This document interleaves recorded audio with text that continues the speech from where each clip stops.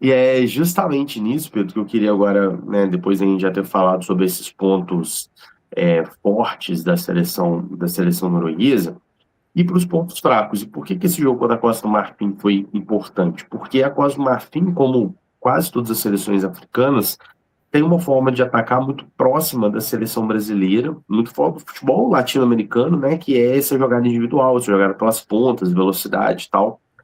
E a seleção norueguesa simplesmente não achou a Costa do Marfim quando eles conseguiram encaixar essas jogadas. De fato, a Costa do Marfim também perdeu lances em que poderia ter matado o jogo. Aí entra a questão da efetividade que a gente tem falado, né? Então, a Noruega, a seleção norueguesa perdeu alguns gols, mas conseguiu botar mais bola na rede do que a seleção da Costa do Marfim, que se tivesse conseguido colocar as bolas quando criou, principalmente no começo do jogo, provavelmente um resultado aí positivo, né? Então a gente tem aqui essa jogada de dobra pela pela lateral, e aí você já vê um tipo de jogo que a gente pode imaginar a seleção brasileira fazendo, que é o quê? Essa dobra pelo lado esquerdo,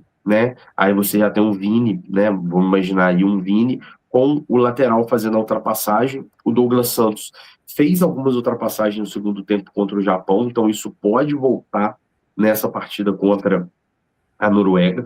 Pelo lado direito, o Danilo em alguns momentos se aventurou também, mas ele sobe muito menos em condições muito mais favoráveis à própria recomposição. Mas a Noruega tem uma dificuldade de encaixe nessa marcação individual pelas pontas. Eles apresentaram isso durante quase todo o jogo.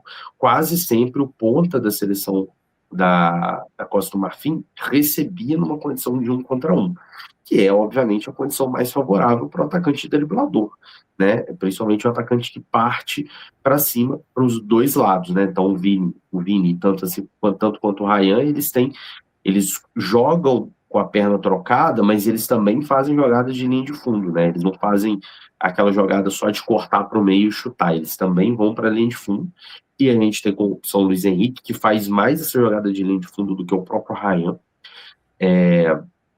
E aí eu acho que talvez seja a grande saída, pelo menos foi a grande deficiência que eles demonstraram, esse encaixe de marcação. Obviamente, eles podem consertar isso para a partida contra o Brasil, né? Porque da mesma forma que a gente analisa, eles analisam 30 vezes mais e melhor do que a gente, mas eles, eles deixaram essas brechas que eu acho que são brechas que são muito positivas para a seleção brasileira, sabe? Sim, é o que você falou. Com um jogador como o Vinícius, pegando um jogo 1 contra 1, cara, é difícil. É difícil uma seleção conseguir segurar um, uma, uma igualdade, com uma igualdade numérica, assim, um jogador como o Vinícius. Então, essa questão da efetividade, aproveitar os espaços que a Noruega deixa, porque é um time que, quando você olha os jogos, não só o jogo contra a Costa do Marfim, é um time que deixa muitos espaços, né? Principalmente por esse lado direito, que seria o lado esquerdo do Brasil, né? O lado do Vinícius, com o Douglas Santos, porque é um lado que ainda não ficou muito bem definido durante a competição. O lateral direito principal deles se lesionou, não joga.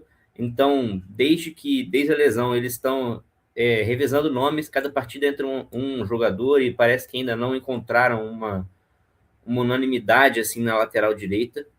Então é um lado que o Brasil consegue levar mais perigo, que é um lado mais perigoso do Brasil, porque tem o nosso melhor jogador, que é o Vinícius Júnior, e é um lado mais fragilizado da Noruega também. Então eu acho que isso pode criar bastante situação de jogo favorável ao Brasil. Eu também acho que a saída, o jogo vai ser pelas pontas, a ver como que a seleção norueguesa vai conseguir trabalhar isso para anular, né? Se eles vão de fato fazer dobra de marcação, que é algo que eles não fizeram nesse jogo contra a seleção da, da Costa do Marfim. Aqui é um outro lance que você vê, você tem mais jogadores em volta do portador da bola, mas com liberdade, o cruzamento vem no segundo pau, e tem um desvio aqui que em vez do jogador da Costa do Marfim chutar, ele acaba rolando para o meio e perde uma boa oportunidade. Então, quer dizer, é uma bola que para um Matheus Cunha ou um próprio Ryan fazendo essa infiltração, essa bola no segundo pau pode ser uma bola importante para a seleção brasileira também, por conta desse desencaixe, né? Há um desencaixe defensivo bem evidente da seleção norueguesa também. Apesar deles terem jogadores altos, eles sofrem também com essa bola aérea defensiva, justamente por conta dessa mobilidade. Então, um ataque mais móvel, como o da seleção da Costa do Marfim, gerou muito perigo, o que faz com que a gente pense que um ataque mais móvel, como o da seleção brasileira, também vai levar um certo perigo para a seleção da Noruega. Vai depender, obviamente, desses encaixes de marcação que eles vão fazer, se eles vão conseguir algum encaixe de marcação mais efetivo durante a partida. Mas eles também têm uma outra dificuldade importante que eu queria trazer aqui, que é a dificuldade na segunda bola. É um time que tem uma dificuldade muito grande para conseguir roubar essa segunda bola. Então, aqui é um outro lance, isso com a Noruega já à frente, ou seja, tecnicamente no momento que a seleção podia ficar um pouco mais atrás, explorando os contra-ataques, que você pega esse jogador da Costa do Marfim com 3 jogadores em volta, mas olha a quantidade de jogador atrás que ele tem. Então ele tem 3 jogadores, mais um jogador aqui na entrada da área, com condições de receber para poder finalizar ou para poder armar o jogo de frente. Então, assim, é uma seleção com um encaixe defensivo muito ruim, muito fragilizado, que, tendo paciência, sabendo aproveitar as oportunidades, principalmente tendo efetividade, a seleção brasileira pode se beneficiar muito, principalmente botando aí num eventual momento do jogo que o Brasil esteja atrás, às vezes o Noruega pode sair à frente, dar esse recuo. Não é uma seleção que tem um encaixe defensivo muito organizado.